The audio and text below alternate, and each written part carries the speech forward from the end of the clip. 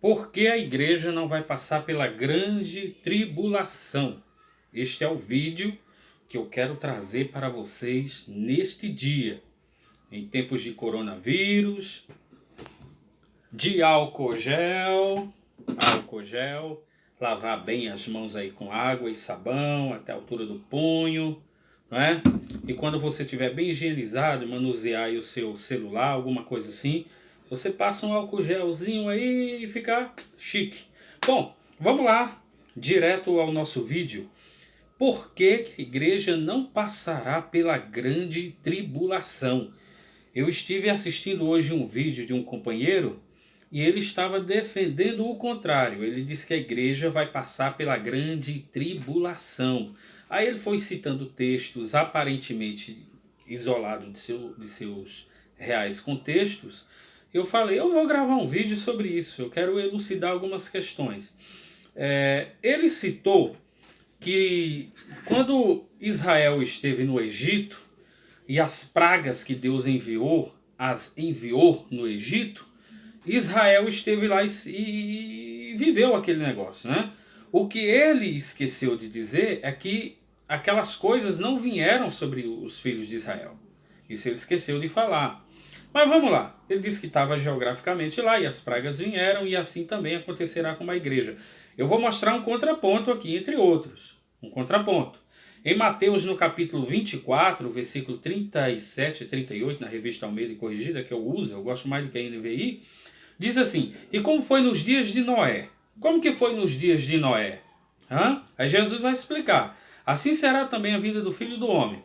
Portanto é uma partícula conclusiva, né? Portanto, né? Assim como nos dias anteriores ao dilúvio, o que eles faziam? Eles comiam, bebiam, casavam e davam-se em casamento. Até o dia em que Noé entrou na arca e não perceberam. Aí veio o dilúvio e matou a todos, né? Então o que Jesus está dizendo aqui?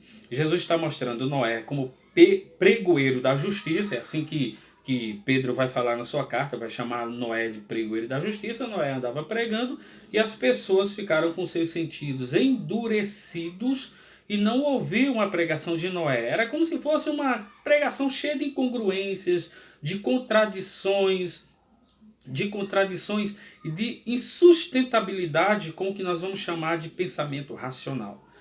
Isso não vai acontecer, e há quem diga que não chovia como chove hoje, né? O relato de Bereshit fala isso, só um orvalho vinha sobre a terra. Então era inacreditável, era uma coisa fora de sério, isso não tinha o menor cabimento. Mas Noé ia na contramão e falava que isso ia acontecer.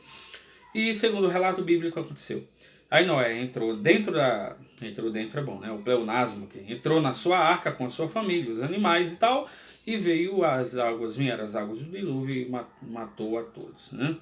Então hoje é a mesma coisa. Muitas pessoas não acreditam mais na vinda de Jesus.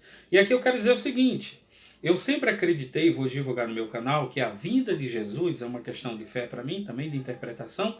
Agora eu vou falar de interpretação. Ela será invisível, a primeira vinda de Jesus, não essa da manjedoura. Estou falando de voltar para a igreja. Ela será invisível para o mundo e visível para a igreja. Ela será invisível para o mundo e visível para a igreja. O mundo não perceberá o retorno de Jesus, até porque o retorno de Jesus não é designado para o mundo, é designado para a igreja. A igreja que está esperando, que está pregando, que está nutrindo a esperança do retorno de Jesus. Em 1 Tessalonicenses, no capítulo 4, versículo 16, vou fazer aqui uma ponte, que nós chamamos de intertexto, com que Paulo vai falar o que Jesus estava dizendo ali no texto de Mateus a respeito de Noé. Ele agora vai entrar nessa questão dizendo, porque o mesmo Senhor descerá do céu com alarido, voz de arcanjo e trombeta de Deus, e os que morreram em Cristo ressuscitarão primeiro. Então temos aqui uma ordem. Primeiro, as pessoas que estão adormecidas, que morreram, seus corpos foram esmagados pela sepultura, foram consumidos pelo fogo, foram trucidados pelos animais, enfim, não importa o tipo de morte. Essas pessoas retomarão a sua consciência em seus corpos, neste corpo, porque ao soar da trombeta de Deus, os mortos em Cristo ressuscitarão primeiro, como se dá a ressurreição? Da mesma forma que se deu com Jesus. É uma questão de fé e de interpretação. Eu acredito e quero pregar assim. No dia da ressurreição de Jesus, aquele corpo que estava lá morto não foi ressuscitado um outro corpo, até porque não tinha lógica, né? Dentro desse contexto não tinha lógica.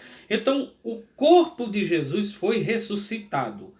A diferença é que agora ele veio com o corpo glorificado, não mais um corpo sujeito ao envelhecimento, a crescer, a ficar adoecido pelas chicotadas, a ter febre, a morrer na cruz. Esse corpo agora era transformado. Daí os discípulos de Emaús e outros também, como no caso de Maria, não reconheceram a princípio Jesus.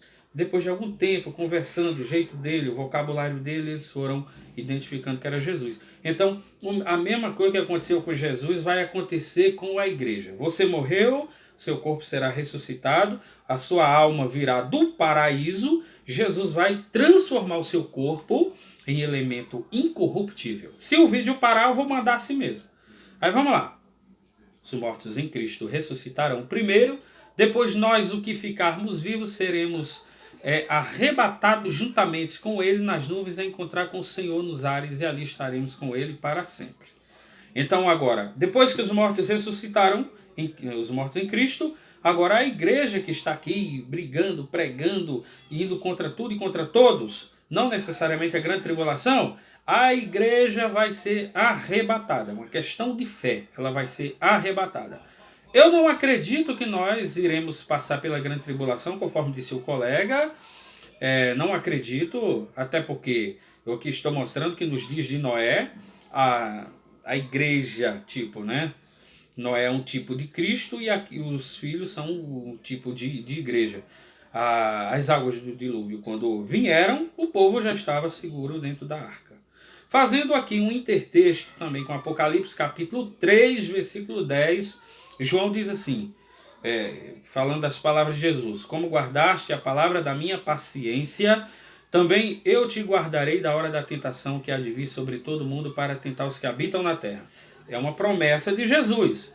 Como guardaste a palavra da paciência? Você está acreditando, está indo contra tudo, está indo contra todos, está fazendo sua parte contra o coronavírus, mas está sofrendo deveras angústia, está com medo, todo esse tipo de coisa, perseguições, lá do outro lado do mundo, morte aos cristãos. Aqui no Brasil ainda está relax, mas vamos lá.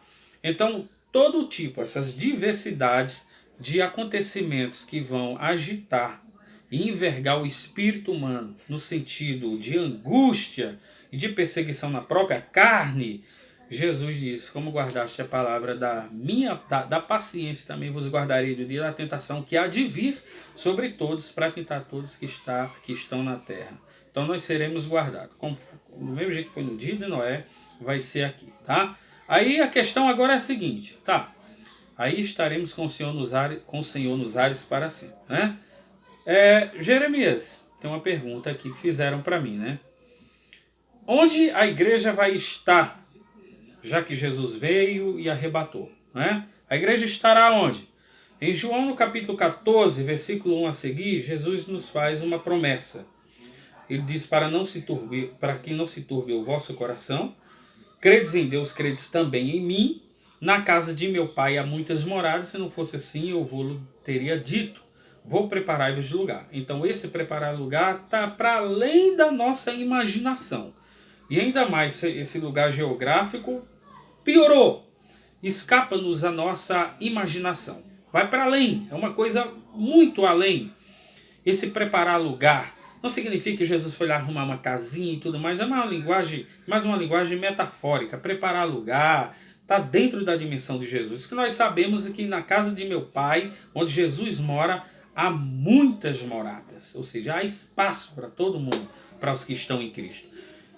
E quando eu for vos preparar lugar, virei outra vez e vos levarei para mim mesmo, para que onde eu estiver, estejais vós também.